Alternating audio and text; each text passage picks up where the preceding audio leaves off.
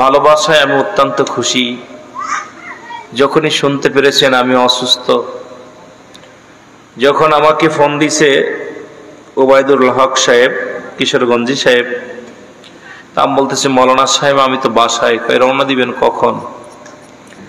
আমি বলছি রওনা দিব তো, আমি ভাই অসুস্থ। কি হয়েছে? আমি অ্যাক্সিডেন্ট করছি। পার্টির ভাইয়েরা, মাহফিল কমিটির ভাইয়েরা শুনতে পেরেই তৎক্ষণিক সঙ্গে সঙ্গে দেখলাম নেটের মধ্যে ফোন দিছে। একটা কথা শুনে অত্যন্ত খুশি হয়েছিলাম যে ভাই মাহফিল রাখেন, মাহফিল বেঁচে থাকলে হবে, আপনি আগে সুস্থ হন। আল্লাহ আপনাকে হায়াতের মধ্যে বরকত দান করেছেন, আপনি ভালো আছেন, এটা শুনে অত্যন্ত খুশি হয়েছি। জোরে বলুন আলহামদুলিল্লাহ। তোমার ভাইয়েরা ওঠার মতো পরিবেশ নাই, তবুও বলতেছিল ভাই আর কয়টা দিন দেরি করে। আমি বলছি 24 তারিখে আল্লাহ যেন সবাই ক্ষমা করে দেন। সকল বলুন আমিন। আরো জোরে বলুন আমিন। আল্লাহর দরবারে অসংখ্য শুকরিয়া, লাখ কোটি কদম বসি সালাম হলো মদিনাওয়ালার মনোয়ারার রাসূলুল্লাহর রওজা মুবারকে। সালাম ও কদম বসি আমার জিন্দা ফির জামানার মা কামিল খাজা ওয়াসিদুল্লাহ মা বিশ্বলি ফরিদ কুদুস সাহেবের পুত্র পবিত্র কদম মুবারকে সালাম জানাই। আজকের মাহফিলের সম্মানিত সভাপতি সাহেব, আজকের মাহফিলের সম্মানিত প্রধান অতিথি, বিশেষ অতিথি মহোদয়, আমন্ত্রিত অতিথি মহোদয়, মিডিয়ার ভাইয়েরা, সামনের উপবিষ্ট আছে কাম জাকেরাম ধর্মপ্রাণ মুসলমান ভাই বন্ধুগণ, দিগার উলামা ইকরাম, যাদের মধ্যে আলোচনা করেছেন জনাব হযরত মাওলানা ওবায়দুল হক কিশোরগঞ্জি সাহেব, আলোচনা করেছেন জনাব হযরত মাওলানা মুফতি মেহেদী হাসান সিদ্দিকী সাহেব, অন্যান্য উলামা ইকরাম, জাকের মঞ্জিলের কর্মী গ্রুপ আয়োজিত অসংখ্য আল্লাহর ওলি প্রেমিক, রাসূল প্রেমিক, ইসলাম প্রেমিক, ইসলাম দরদি ভাই বন্ধুদেরকে সকলকে আবারও জানাই সালাম, আসসালামু আলাইকুম ওয়া রাহমাতুল্লাহি ওয়া বারাকাতুহু। আপনারা কষ্ট পাচ্ছেন? আমি প্রতিটা কথা বলতেছি, আমার কষ্ট হচ্ছে। আপনারা ভালোবাসা দিলে হয়তো কিছু সময় কথা বলতে পারবো, ভালোবাসা না দিলে বলা সম্ভব নয়। কত মানুষ গতকাল শুনেছেন, পরশুদিন বরগুনার জমিনে বিবাহের যাত্রী সেজে যখন যাইতেছিল, আল্লাহ তাআলা জনমের খানা খাওয়াইছে ব্রিজ ভেঙ্গে। জোরে বলেন ঠিক কিনা? আমার আল্লাহ, তারাও জানতো না তখনও যে আমাদের বরযাত্রী খাওয়া হবে না, অথচ সেখানে 11 মাসের একটা শিশু আল্লাহ বাঁচায় রাখছে। আলহামদুলিল্লাহ বলেন না? কত মাসের?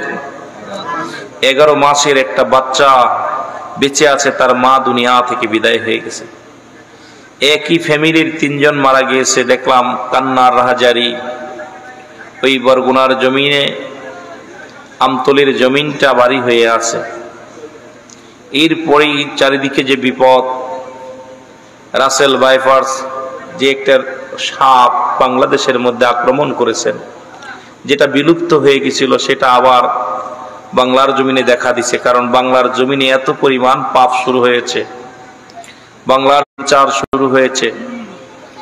এই আগাম সংকেত দিতেছে, বান্দা তুমি ফিরে আয়, আর সময় নাই, ফিরে আয়। এখনো যদি আমরা সচেতন না হই, এর চাইতে দুঃখ আর থাকতে পারে না। চারিদিকে তাকাইবেন শুধু বিপদ, জলে নামবেন বিপদ, জলে কুমির উপরে বাঘ, জলে কুমির উপরে বাঘ, পানিতেও বিপদ, উপরেও বিপদ, আসমানে বিপদ, জমিনে বিপদ, চারিদিকে যেদিকে তাকাইবেন সেদিকেই বিপদ। এই বিপদ সংকট মুহূর্তে আপন আপন পীরের কদম মোবারক জড়ায় ধরবেন, আপন আপন পীরের কদম শক্ত করে জড়ায় ধরবেন। দুনিয়া থেকে মা পাখিটা তার সন্তানকে সুরক্ষিত রাখে, মুরগি তার বাচ্চাদেরকে চিলের হাত থেকে বাঁচানোর জন্য পাখনার নিচেই যেমন সুরক্ষিত রাখে, কামেল মুকাম্মেল ওলি যারা এই দুনিয়ার মধ্যে সমস্ত বিপদ থেকে, কামেল পীরের হাত লম্বা অনেক, কামেল পীর সেই হাত দিয়ে আপনাদেরকে, সেই তাজ্জু শক্তি দিয়ে আপনাদেরকে আল্লাহ পাকের দরবারে আপনাদের কাছে চেয়ে নিবে, আল্লাহর কাছে চেয়ে নিবে, আল্লাহ আমার মুরিদদেরকে তুমি রক্ষা করো। এই জন্য আপন পীরের, যারা আপন পীরের কদম মোবারক জড়ায় ধরবেন। আমি বলবো না শুধু আট্টসি, যেহেতু আমি আট্টসি পীরের মুরিদ, আপনার অন্য পীরের মুরিদ হতে পারেন। এই এলাকার মধ্যে শুনেছি প্রায় 72 গন্না কয়েকর পীর, অসংখ্য পীর আছেন। কামেল পীর যারা আছেন তাদের কদম মোবারক জড়ায় ধরবেন। পীর কোনো মাকসুদ নয়, মাকসুদ স্বয়ং আল্লাহ। মাকসুদকে উল্টা আমাদের বলি, সেই স্কুলে যাই আমরা শিক্ষা অর্জন করার জন্যে, আপন পীরের দায়রায় যে আমরা শিক্ষা অর্জন করার জন্যে। এই জন্য আপনাদেরকে বলবো, যে যে পীরের দরবারে যান শরিয়াত মোতাবেক চলবেন, আপন পীরকে মহব্বত করবেন, পীর যখন যেটা বলবে উপদেশ সেটা মেনে চলবেন। ইহা দ্বারা উপকৃত হবেন, ক্ষতিগ্রস্ত হবেন না। যেটা বলেন ঠিক কিনা? ইহা দ্বারা কি হবেন? উপকৃত হবেন, লাভবান হবেন। সন্তান বাবার হুকুম মেনে চলবেন, পর্দার বিধান মেনে চলবেন। এই দুনিয়ার জিন্দেগি ক্ষণিকের জন্যে, দুনিয়ার জিন্দেগি ক্ষণিকের জন্যে। চিরস্থায়ী জিন্দেগি আমাদের কবরের জিন্দেগি, আবাদান আবাদান চিরস্থায়ী পরে থাকতে হবে। এই জন্য কবর জিন্দেগির কথা বেশি বেশি ভাবতে হবে। এই জন্য রাসূল বলে গেছেন, প্রথম জীবনে নবী বলেছিলেন তোমরা কবর জিয়ারত করো না, রওজা জিয়ারত করো না। শেষ জীবনে নবী বলছে তোমরা বেশি বেশি কবর জিয়ারত করো, বেশি বেশি করে মাজার জিয়ারত করো, কবরের কাছে ছুটে যাও। কারণ মানুষ যখন কবরের পাশে যায়, দুনিয়াবি মোহ কেটে কবর গোরস্থানে বেশি যায়, সে ব্যক্তি কিন্তু পরিবর্তন হয়ে যায়, তার চরিত্র পরিবর্তন হয়ে যায়। জোরে বলেন ঠিক কিনা? আর একটু জোরে বলেন ঠিক কিনা? এই জন্য আপনারা বেশি বেশি মসজিদে যাবেন, বেশি বেশি কবর গোরস্থানে যাবেন। বাজার পরিত্যাগ করবেন, যখনই সুযোগ পাবেন ছুটে যাবেন কবর গোরস্থানে। বাবা মার কবরের পাশে দাঁড়াইয়া, বাবা মার কবরের পাশে দাঁড়াইয়া চোখের পানি ছেড়ে কানবেন, রব্বির হামহুমা কামা রব্বায়ানি সগীরা। হে আল্লাহ, আমার আব্বা মাকে তুমি মাফ করে দাও, সগীরা গুনাহ মাফ করে দাও, কবিরা গুনাহ মাফ করে দাও, জানা গুনাহ মাফ করে দাও, জানা গুনাহ মাফ করে দাও। আপন জন যারা শুয়ে আছে তাদের জন্য দোয়া করবেন। যখনই আজান পড়ে যাবে মসজিদে দৌড়াইয়া যাবেন, সালাতটা জামাতের সঙ্গে আদায় করবেন। পারলে মানুষের উপকার করবেন, কারোর ক্ষতি করবেন না। এই দুনিয়াতেও শান্তি পাবেন, পরপারেও শান্তি পাবেন। আল্লাহ সবার উপরে দয়া করুক। সকলে বলুন আমিন। একটু মহব্বতের সঙ্গে দুরূদ শরীফ পড়েন। আল্লাহুম্মা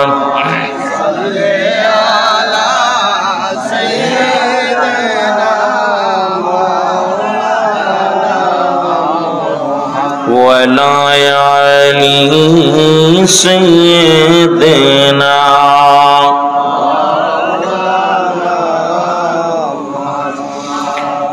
দুনিয়ার মুসলমান গভীর মনোযোগ, খেয়াল করবেন, গভীর খেয়াল করবেন, মনোযোগ দিয়া শুনবেন। যার যার মনের খবর, সিনার খবর কে রাখে? আল্লাহ। ইন্নামা আমালু বিন্নিয়াত। সিনার খবর কে রাখে? আল্লাহ। মনের খবর কে রাখে? আল্লাহ। কলবের খবর একটু জোরে জোরে বলা যাবে না? কে খবরটা জানে? কে? আল্লাহ। আর একটু জোরে বলেন, জানে কে? আল্লাহ। হায়াতের মালিক আল্লাহ, রিজিকের মালিক আল্লাহ, দৌলতের মালিক আল্লাহ। আত্মাকে পাওয়ার জন্য একটা ঠিকানা, তিনি আর কেউ নয়, নবী মুহাম্মদুর রাসূলুল্লাহ সাল্লাল্লাহু আলাইহি ওয়াসাল্লাম।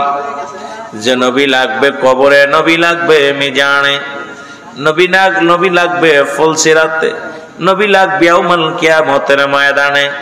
নবী বিনে কোনো বান্ধব নাই, নবী বিনে কোনো দরদি নাই, নবী বিনে কোনো উপায় নাই। যে আলোচনাটা আমার ছোট ভাই আলোচনা করতেছিলেন, নবী দুনিয়ার মধ্যে আগমন করে উম্মতের কল্যাণের জন্য। নবী বলেন হায়াতি খৈরুল লাকুম, আমার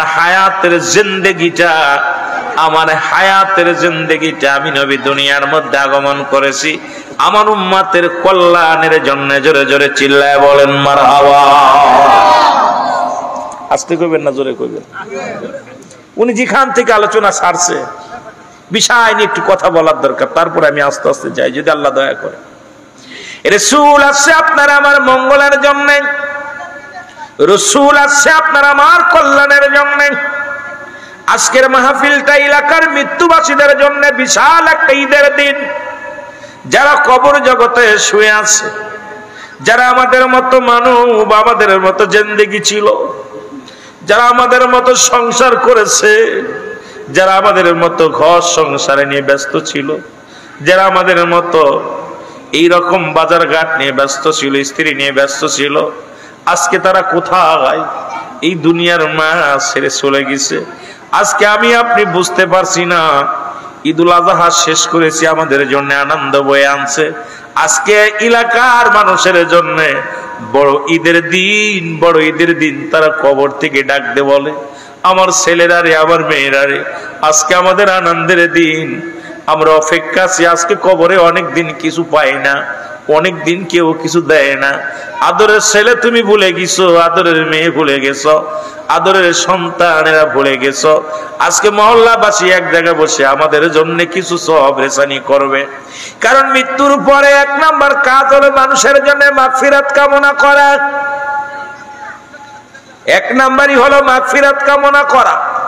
দুই নাম্বার হলো তাদের জন্য সব পৌঁছানো। সুবহানাল্লাহ বলা যাবে না? আর একটু জোরে সুবহানাল্লাহ। তিন নাম্বার হলো কবরটা, যে সবচেয়ে 7 নাম্বার হলো কবরটা জিয়ারত করা।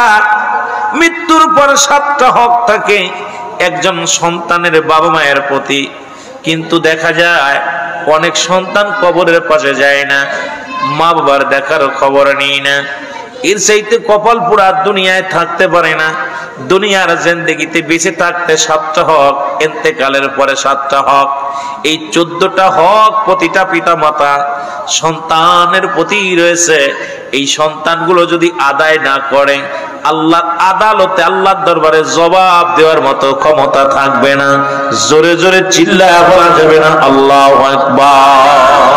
একটু মহব্বতের সঙ্গে দুরূদ শরীফ পড়েন। আল্লাহুম্মা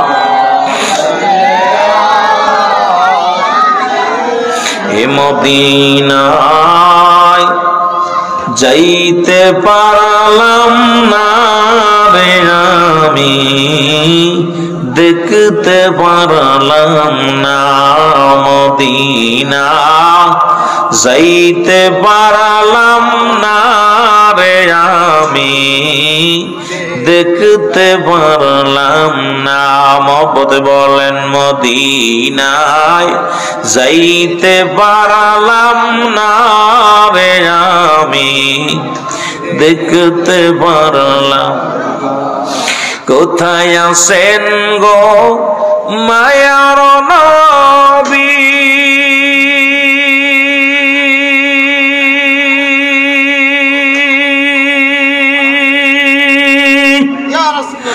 আমি আশিক আশায় আছি।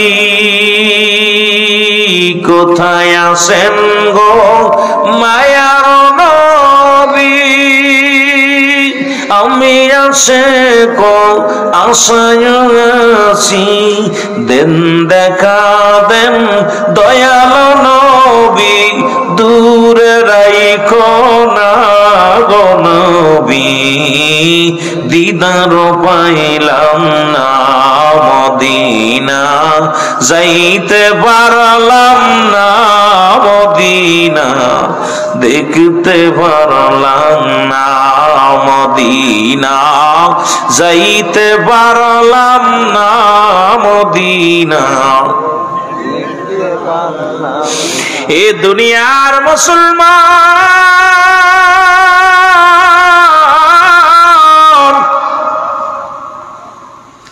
আমি বলতেছিলাম সিনার খবর মনের খবর কে রাখে? আল্লাহ। আল্লাহ আল্লাহ চোরকেও আল্লাহর ওলি বানাইতে পারে, একজন কৃষককেও আল্লাহর ওলি বানাইতে পারে। এ মুসলমান, আপনার এলাকায় আল্লাহর ওলি অনেক, পীর সাহেব অনেক, অনেকের মনে ধারণা। এই কথা বলে আমি আপনাদেরকে শুরু করি। আমার আল্লাহ বলেন সূরা ইউনূসের মধ্যে 11 নম্বর পারা 62 নম্বর আয়াত, আল্লাহ নিজে বলে আলা সাবধান, ইন্না নিশ্চয় ইন্নাউদাল্লাহি, আল্লাহর তরফ থেকে যারা ওলি হয়, লা নাই খাউফুন শব্দের অর্থ হয়, ওলা যদি অবস্থান করে, হুম ওদের উপরে জানুন, তাদের কোনো চিন্তা নাই ভাবনা নাই। ওলি বানায় আমার আল্লাহ। ও মুসলমান শুনে নাও, পৃথিবীর কোন মানুষ আল্লাহর ওলি বানানোর ক্ষমতা রাখে না। পৃথিবীর কোন মানুষ এইটা বানানোর দায়িত্ব তাদের বানায় স্বয়ং আমার আল্লাহ। রাসূল বলে মেরকাত সরে মেরকাতের 10ম খণ্ড 722 নম্বর পৃষ্ঠা, তাফসীরুল বায়ান 5ম খণ্ড 524 নম্বর পৃষ্ঠা। রাসূল বলে আলা সাবধানিন না, নিশ্চয় আলা ইন্নাউল্লাহি আল্লাহর তরফ থেকে যারা ওলি হয় লা ইয়ামুত তাদের মৃত্যু নাই। অসংখ্য আল্লাহর ওলি বাংলার জমিনে। এই কথাগুলো বলে আমি মেন আলোচনায় চলে যাব। আজকে আল্লাহ কাকে খান থেকে মাফ করে দিবে কেউ বলতে পারি না, কাকে খান থেকে জান্নাতি করবে কেউ বলতে পারি না, আবার কে জাহান্নামে যাবে কেউ বলতে পারি না। এখানে কে কোন নিয়তে এসেছে আল্লাহ সবাইরে যেন মাসুমের মাসুম বানায় দেয়, সবার জিন্দেগির গুনাহগুলো আল্লাহ যেন মাফ করে দেয়, আল্লাহ যেন সবার বাজনা হায়াতের মধ্যে বরকত দান করে, আল্লাহ যেন সংসারের মধ্যে বরকত দান করে, আল্লাহ যেন সমাজের মধ্যে রহমত দান করে, আল্লাহ যেন গোটা গোষ্ঠী সমাজের মধ্যে যেন রহমতে ভরপুর করে দেয়। আজকে এই মাহফিলের ওসিলায় আল্লাহ যেন গোটা এলাকা গোটা বিশ্ববাসীর গুনাহগুলো মাফ করে দেয়। জোরে জোরে চিল্লায়া বলা যাবে না আল্লাহু আকবার। মহব্বতের সঙ্গে দুরূদ শরীফ পড়েন আল্লাহুম্মা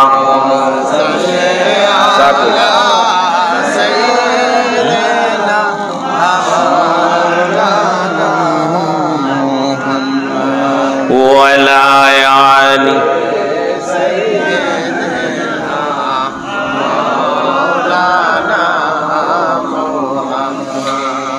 মুসলমান গভীর মনোযোগ, গভীর মনোযোগ।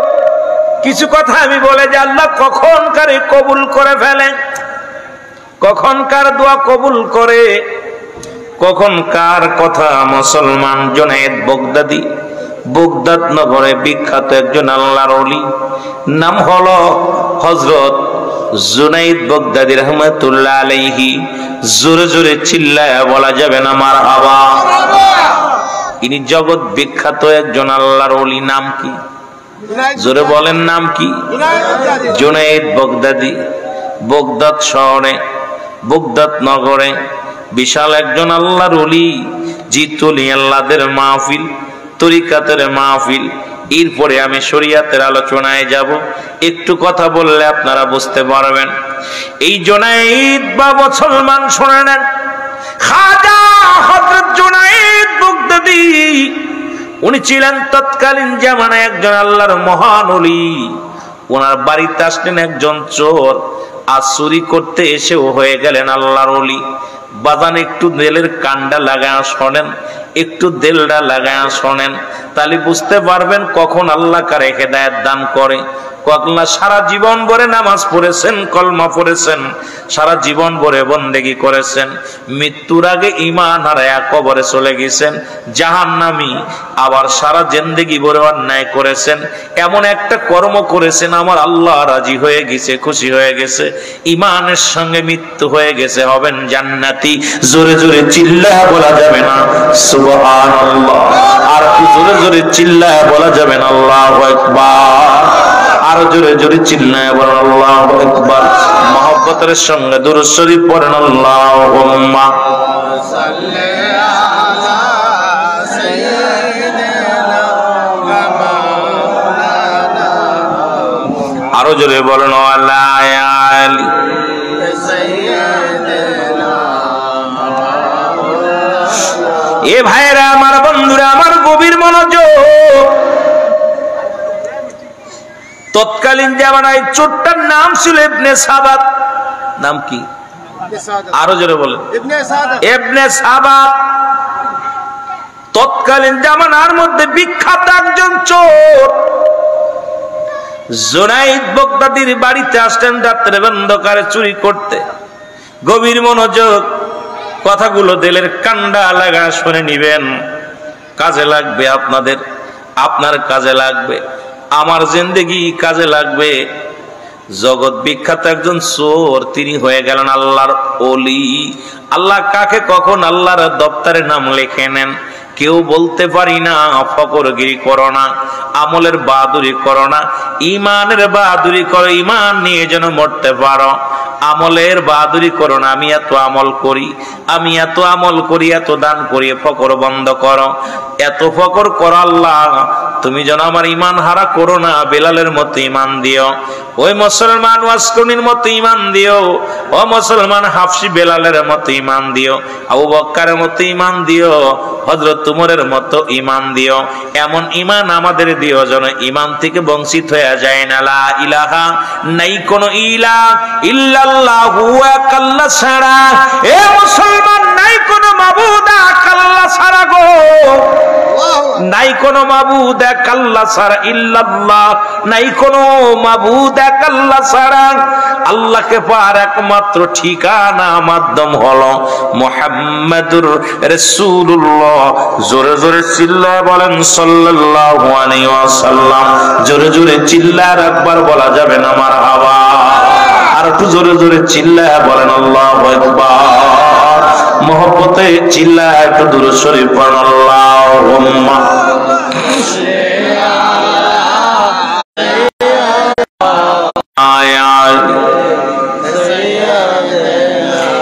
এ ভাইরা আমার, বন্ধুরা আমার, ইবনে সাবাত প্রতিদিন চুরি করে ধরা পড়ে যায়।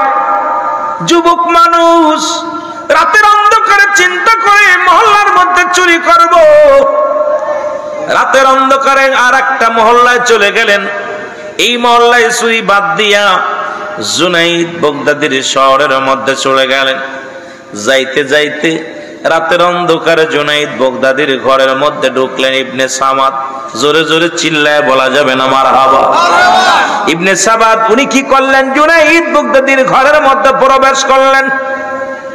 রাতের অন্ধকারে ঢুকলেন, ঢুকিয়া দেখে একখানা যায় নামাজ পড়া আছে ঘরের মধ্যে। হুজুর গেছে কোথায়? তাহাজ্জুদের নামাজ পড়বে রাত্রে অন্ধকারে। হুজুর গেছে ওযু করতে, বাকি কাজ সারে, জরুরাত কাজ সেরে ওযু করতে গেছে। ইবনে সাবাত ঘরের মধ্যে ঢুকিয়া দেখে যায় নামাজ বিছানো। লক্ষ্য করে চারিদিকে দামি দামি কাপড়, তাসবিহ পড়ে আছে, কোরআন শরীফ পড়ে আছে।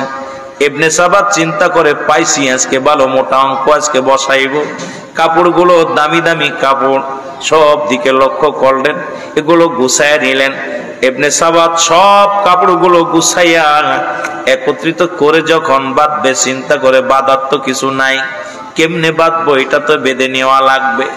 ইবনে সাবাত যখন এটা ভাবতে লাগলেন, এ মুসলমান কি দিয়া বাঁধবে? এত দামি কাপড়, এত কিছু গহনা, কিছু সম্পদ পেয়েছে, এগুলো সব হাতায় নিয়ে নিলেন। নিয়ে কাপড়গুলো বাঁধবে কেমনে, মালামাল গুলো বাঁধবে কেমনে? বাঁধার মতো কোন রশি নাই। ইবনে সাবাত করলেন, নিজের গায়ের জামাটা খুললেন। জামাটা খুলিয়া চিন্তা করে, আজকে কাপড়গুলো বেঁধে নিব। সব কাপড়গুলো বাঁধলেন। কাপড় বাঁধা যখন ঠিক হয়ে গেছে, কাপড় উঠাইবে, এমন সময় আল্লাহর ওলি, আল্লাহর ওলি, জগৎ বিখ্যাত একজন আল্লাহর ওলি হযরত জুনাইদ বাগদাদি ঘরের মধ্যে প্রবেশ করলেন। কাশি দিলেন, কাশি দিয়ে প্রবেশ করে দেখে চূড়ায় সব কিছু গুছাইয়া, চুরি চুরি চুরি চোরাই সব কিছু গুছাইয়া উঠাইয়া নিয়ে যাবে। কাশি দিয়ে বললেন, ভাই দাঁড়ান। জোরে জোরে চিল্লায়া বলা যাবে না আল্লাহু আকবার। এরে ইবনে সাবাত চিন্তা করে, ধরা পড়ে যাব, দৌড়ে পালাইতে হবে, এখন বড় বিপদের মধ্যে। দেখলাম ঘরের মধ্যে কেউ নাই, ঘরের মধ্যে কোনো মানুষের সমাগম নাই, ঘরের মধ্যে কোনো মানুষ নাই, শুধু মালামাল কিছু পাইলাম, দামি দামি পোশাক পাইলাম, পাঞ্জাবি পাইলাম, পাগড়ি পাইলাম, টুপি পাইলাম, সবই পাইলাম। কিন্তু কোথা থেকে লোকটা আসলো? ঘরের দরজাও তো খোলা, খোলা পাইলাম, ভিতরে কোনো মানুষ দেখতে পাইলাম না। ইবনে সাবাত যখন দৌড় মারবে, দূর থেকে ডাক দে, বলে, বাবা দৌড় দিও না, আমি তোমার দলের লোক, দৌড় দিও না, দাঁড়াও। উনি দাঁড়ায় গেছে, চিন্তা করে, তোমার নাম কি? আমার নাম, আমার নাম শুনে কাম কি? বাড়ি কই? কয় আমার বাড়ি শুনে কি হবে? কই বাবা আমিও তোমার দলের লোক, তুমি আগে ঢুকছো, আমি পরে ঢুকছি, তুমি মালামাল গুলো গুছায় নিছো। বাবা তুমি তো বাবা মালামাল গুলো, কাপড় চোপড় সব গুছায় নিছো, আমার একটু দেরি হয়েছে, আমিও আজকে কল্পনা করেছিলাম এই বাড়ি চুরি করব, কিন্তু দুজনই তো একই দলের মানুষ, ভয়ের কোনো কারণ নাই। দাঁড়াও, তুমি একটু ধৈর্য ধরো, তুমি তো দেখছি ক্লান্ত, তুমি ক্ষুধার্ত অবস্থায় আছো, দেখি মালিকের বাড়ি কোনো খাবার আছে কিনা। কয় কি বলতে চায়? নিশ্চিত উনি মালিক, এই জন্য আমাকে বলতেছেন। এই কথা বলিয়া আল্লাহর ওলি মুসলমান শুনে নাও, হযরত জুনায়েদ বাগদাদী ভিতরে যায় একটা মগ দুধ আনিয়া, যখন দুধ লয়ে আসতেছিল উনি চিন্তা করে নিশ্চিত কোন মালিক, আজকে চুরি করেছি, মানুষকে ডাক দিতে গেছে, আশা পর ধরা পড়ে যাব, আমাকে মারবে, আমাকে লোকজনের হাতে তুলে দিবে, পালাইতে হবে, যে কোনো বাহানায় যে কোনো সিলায় পালাইতে হবে।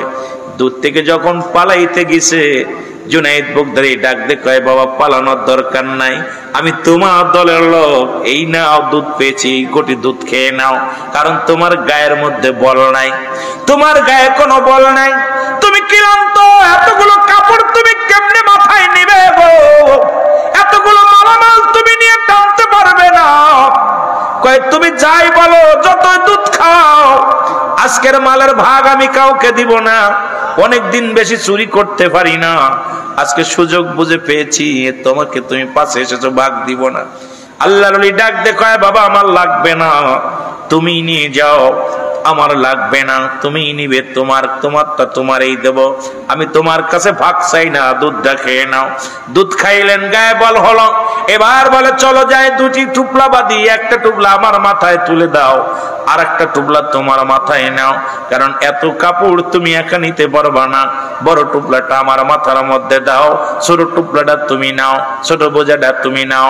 আল্লাহর ওলি, ও মুসলমান শুনে নাও, এ মুসলমান, ইবনে সাবাত ছোট বোঝাটা নিলেন, বড় বোঝাটা মুসলমান ওই আশিকের মাথায় তুলে দিলেন। তুলে দিয়া পর দুজনেই ঘর থেকে বাইর হয়ে গেলেন। আগে আগে যায় ইবনে সাবাত, পিছে পিছে যায় আল্লাহর ওলি। তখনও চিনতে পারে না মুসলমান। জুনায়েদ বাগদাদী পিছে পিছে যায়, ইবনে সাবাত গালাগালি করে, রাগ করে, ধাক্কা মারে, ঘুষি মারে, চর মারে, দরিদ্র ধরা পড়ে যাব, রাত যখন শেষ হয়ে যাবে লোকজন ধরে ফেলবে, মেরে ফেলবে। এমনকি লাথি পায়া দিয়ে লাথি মারলেন আল্লাহর ওলি গায়ের মধ্যে, এমন লাথি মারলেন ছুটে পড়ে গেলেন, গোড়ায়া গোড়ায়া রক্ত গা দিয়া ঝরে। গায়ের মধ্যে লাথি মারে, চর মারে, চাটি মারে, আল্লাহর ওলি কান্দে আর ডাকতে বলে, এ ভাই আমাকে তুমি মারছো, মনে দুঃখ নাই, আসলে আমার গায়ের মধ্যে কোনো বল নাই, আমার গায়ে কোনো শক্তি নাই, আমি আস্তে আস্তে নিয়ে যাব, তোমার কোনো ভয় নাই, এলাকার মানুষ দেখবে না, মানুষগুলো তোমারে কিছু বলবে না, চলো আমি আস্তে আস্তে তোমার মালামালটা নিয়ে যাই। নিয়ে যাওয়ার পর যখন দূরে যাইতে যাইতে একটা জায়গা যাওয়ার পর উনি বললেন, মালগুলো রাখো। মালগুলো রাখলেন, রেখা দিয়া বললেন, হুজুর মালগুলো দেখে দিলেন। আল্লাহর ওলি জুনায়েদ বাগদাদী মালগুলো রাখলেন। ইবনে সাবাত বলতেছে, তুমি মালগুলো টেনে এনে দিলে, তোমার শুকরিয়া আদায় করি, কত রাগ করলাম, কত তোমাকে মারলাম, কত গালি দিলাম, তুমি প্রতিবাদ করো নাই। তোমারে আমি বললাম আবার আগামীকাল যখন চুরি করতে যাই তোমাকে সঙ্গে নিয়ে যাব, তোমাকে একটু বেশি মাল দিব, আজকে আমি কিছু তোমাকে দিব না, আমার প্রয়োজন। আল্লাহর ওলি জুনায়েদ বাগদাদী কয়, বাবা আমার কিছু লাগবে না, আপনি লয়ে যান, আমি রওনা হয়ে যায়। আর আপনাকে একটা অনুরোধ করি, শুইনালান বাবা, যে বাড়িতে ডাকাতি করতে গিয়েছেন ওই বাড়িতে আবার যাবেন, আরো বেশি মালামাল পাবেন। জোরে জোরে চিল্লায় বলা যাবে না আল্লাহু আকবার, জোরে জোরে মহব্বতের সঙ্গে চিল্লায় বলেন আল্লাহু আকবার। কামেল মুকামেল ওলি দুনয়নে দেখতে পাও, যদি কামেল মুকামেল ওলি দুনয়নে দেখতে পাও, ওই কদমে জীবন জৈবন, ও বন্ধু ঠেলে দাও, আর ওই কদমে তোমার জীবন টু টুকু ঢেলে দাও। কামেল মোকামেল অলি আমার বাজান মৌলানা, বল কামেল মোকামেল অলি আমার বাজান মৌলানা। আর দুনয়নে দেখলে তারে দূর হইত যন্ত্রণা, বল দুনয়নে দেখলে তারে দূর হইত যন্ত্রণা। আল্লাহুম্মা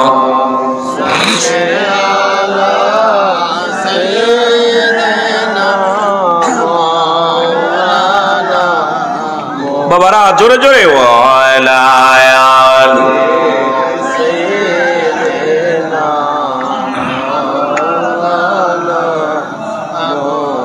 আল্লাহর আলী বলে গেলেন, ডাকতে বলে ভাই তোমাকে আমি আঘাত করেছি, ঘুষি মেরেছি, তোমার গায়ের মধ্যে লাথি মেরেছি, তোমাকে কত গালমন্দ করেছি, একটা প্রতিবাদ করো নাই।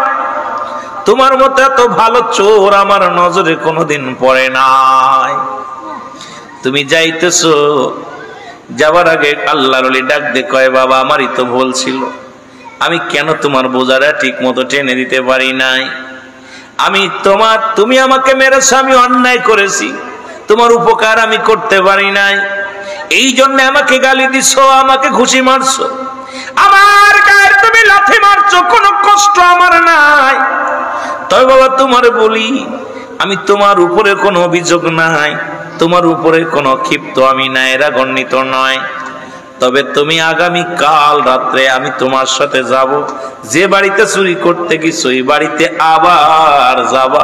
এই বলিয়া বিদায় নিয়ে গেলেন। আর বললেন, আমি যদি ভুল ত্রুটি করে থাকি, ও ভাই মুসলমান শুনে নাও, ইবনে সাবাত আমারে তুমি ক্ষমা করে দিও, মাফ করে দিও যদি ভুল হয়ে যায়।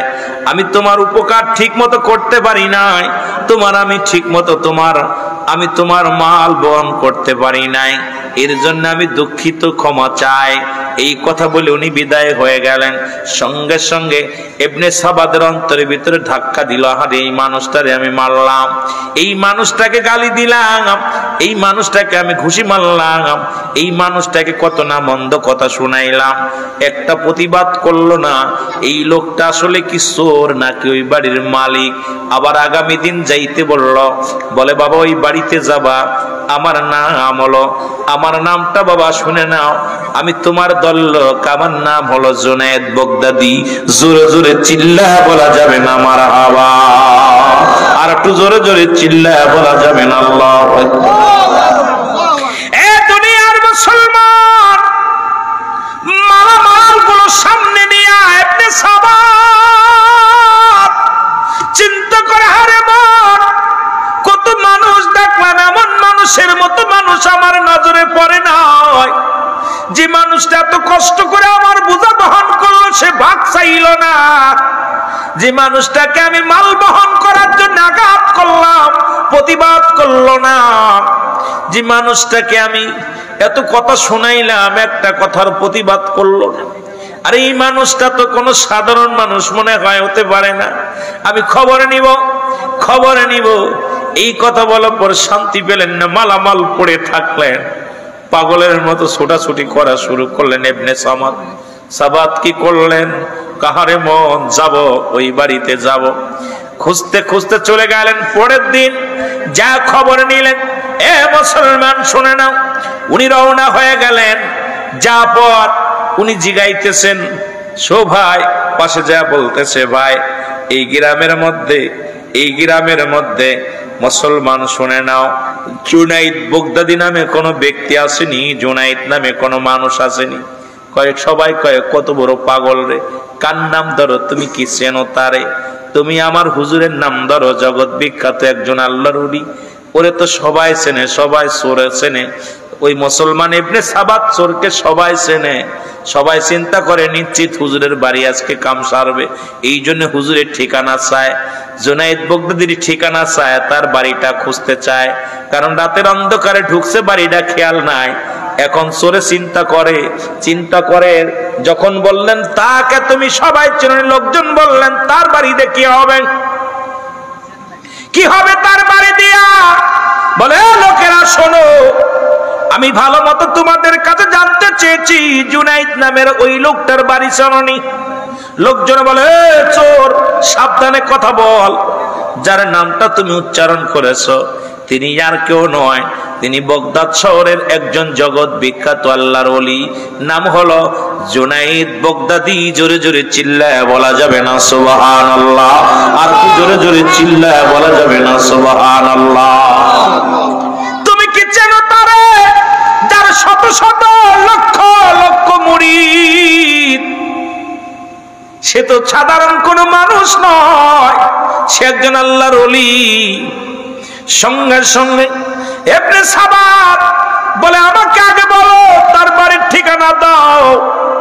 ইবনে সাবাত ঠিকানা নিয়ে চলে গেলেন, যা দেখ আল্লাহর ওলি সিজদায় পড়িয়া চোখের পানি ছেড়ে কান্দার বলে আল্লাহ, গত রাত্রে যে চোর এসেছিল সে তো কষ্ট পেয়েছে, ক্ষুধার্ত অবস্থায় ছিল, তাকে আমি সেবা যত্ন করতে পারি নাই। আল্লাহ, তোমার ওই মাখলুক, তোমার ওই বান্দা আমার দুয়ারে আমার দুয়ারে চুরি করতে এসেছে, কষ্ট পেয়েছে, চুরি করতে এসেছে। আল্লাহ, আমি তার অভাব মোচন করতে পারি নাই। তার ওইদের পীর সাহেবদের কাজলাম, একটু বিবেচনা করবেন। আজকে আমরা বাড়ির পাগল, নারীর পাগল, ক্ষমতার পাগল, মুরিদের পাগল। আর আল্লাহর ওলি কামেল পীর যারা দুনিয়ার মধ্যে তারা ছিল, এই দুনিয়ার মধ্যে তার জন্য রাসূলের প্রেমে জোরে জোরে বলেন ঠিক কি না? এরে আল্লাহর ওলির কান্না সিজদাগত অবস্থায় যায় ইবনে সাবাত যখন দেখতে পাইল আল্লাহর ওলির চোখে দিয়ে পানি রে, দৌড়া যায় কদমের মধ্যে পড়ে কাঁদে আর দেখতে বলে আল্লাহর ওলি,